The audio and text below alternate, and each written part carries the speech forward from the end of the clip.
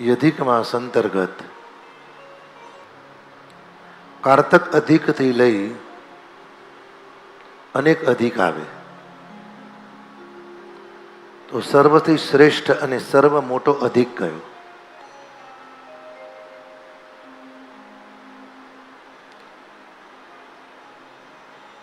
અમુક લોકો કહે છે ને આ મલમાસ છે, અને મલમાસનો અર્થ એવો નથી. આ મલમાસમાં લગ્ન ના થાય, ઇતર કામ ના થાય, કેવલ ભગવાનનું નામ સ્મરણ.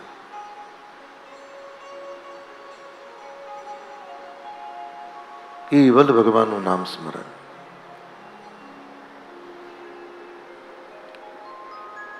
અને કારતક છે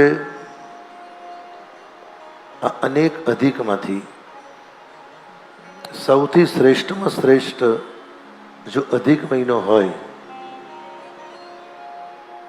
તો આ જેઠ મહિનો છે. આ જેઠને અધિક એના માટે કહે છે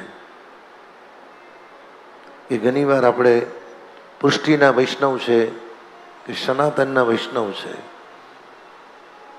હિન્દુ ધર્મમાં રહીએ છે, વાતો બધા કરે છે, અમે ચારે ધામની યાત્રા કરી છે. અમુક કહે છે ને અમે બધા જ તીર્થ કર્યા છે,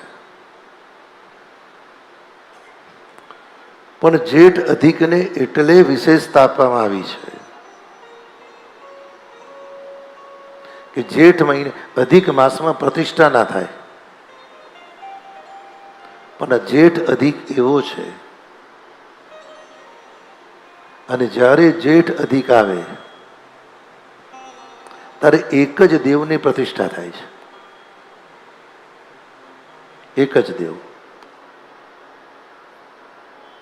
બાકી નિયમ પ્રમાણે ના થાય ને. નિયમ શું છે? ના થાય.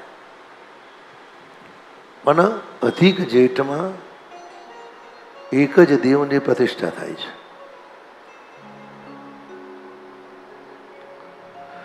અને અધિક જેઠમાં જે દેવની પ્રતિષ્ઠા થાય છે એ દેવનું નામ છે ભગવાન જગન્નાથજી.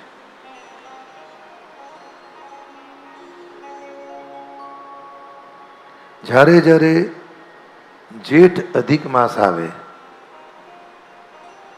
ત્યારે ભગવાન જગન્નાથજીની મૂર્તિ જે જગન્નાથ મંદિરમાં પ્રતિષ્ઠિત છે, એ ભગવાન જગન્નાથજીની મૂર્તિ જે પ્રતિષ્ઠિત છે એ પ્રતિષ્ઠિત મૂર્તિનું વિસર્જન કરે અને અધિક જેઠમાં એનું પૂર્ણ સ્થાપન કરે.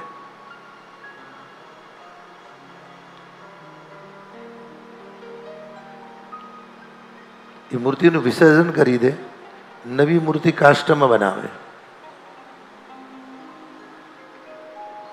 અને એ કાષ્ટમાં નવી મૂર્તિ બનાવ્યા પછી એને પ્રતિષ્ઠિત કરી એને પૂર્ણ સ્થાપિત કરે. એટલે જિંદગીની અંદર જો જગન્નાથપુરી ના ગયા હોય તો અધિક જેઠમાં જો ભગવાન કૃપા કરે અને અધિકાર મળે તો જઈ અને ભગવાનના દર્શન કરો. કાં તો અધિકમાં ન જઈ શકો તો પછી રથયાત્રાના દિવસે, હવે પછીની જે રથયાત્રા આવે એ રથયાત્રાના 15 દિવસમાં જાઓ, ભગવાન જગન્નાથજીને વંદન કરો, દર્શન કરો. કારણ ચારે ધામના પુણ્યનું ફળ અનંત ગણું છે. જગન્નાથજીના દર્શન કરવાથી વ્યક્તિ કોઈ પણ દિવસ, જગન્નાથજીના દર્શન કરવાથી વૈષ્ણવને અક્ષય પાત્રની પ્રાપ્તિ થાય.